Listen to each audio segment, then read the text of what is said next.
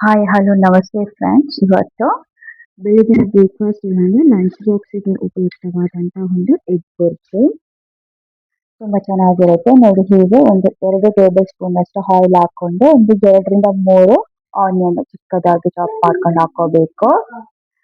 ನಂತರ ಅದನ್ನ ಕೈ ಆಡಿಸ್ತಾ ಬಾಡಿಸ್ಬೇಕು. ನಂತರ ಇದಕ್ಕೆ ಟೊಮೆಟೊ ಚೆನ್ನಾಗಿ ತೊಳೆದು ಚಿಕ್ಕದಾಗಿ ಹಚ್ಕೊಡಂತ 2 ರಿಂದ 3 ಟೊಮೆಟೊನ ಹಾಕೊಂಡು ಹೀಗೆ ಬಾಡಿಸ್ತಾ ಇರಬೇಕು.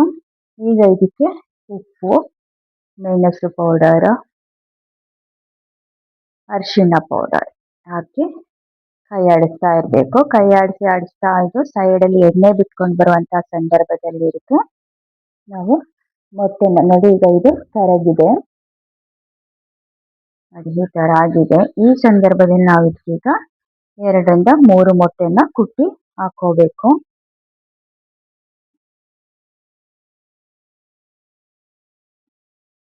ಈಗ ಇದು ಈ ಥರ ಹಾಕಿದ ನಂತರ ಇದನ್ನ ನಾವು ಕೈ ಆಡಿಸ್ತಾ ಹೀಗೆ ಕೈ ಆಡಿಸ್ತಾ ಸೈಡಿಂದ ಎಣ್ಣೆ ಬಿಟ್ಕೊಂಡು ಬೇಯ್ತದೆ ಅಷ್ಟೇ. ಇದು ತುಂಬಾ ಈಸಿಯಾಗಿ ಮಾಡುವಂಥ ರೆಸಿಪಿ.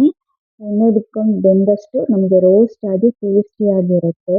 ಇದನ್ನ ಚಪಾತಿ, ದೋಸೆ,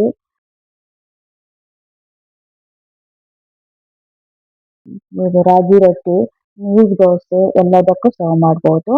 ಜೊತೆಗೆ ನಾವು ಬಸ್ಸಲ್ಲಿ ಟ್ರಾವೆಲ್ ಮಾಡುವಾಗ ಇರ್ಬೋದು, ಮಕ್ಕಳ ಲಂಚ್ ಬಾಕ್ಸ್ ಇರ್ಬೋದು, ಇದಕ್ಕೆಲ್ಲ ನಾವು ಕ್ಯಾರಿಯರ್ ಅನ್ನು ಮಾಡೋಕ್ಕೆ ತುಂಬ ಈಸಿ, ಬೇಗನೆ ಆಗುತ್ತೆ. ಸಿಂಪಲ್ ರೆಸಿಪಿ, ತುಂಬ ಟೇಸ್ಟ್ ಆಗೇ ಇರುತ್ತೆ ಕಾಂಬಿನೇಷನ್.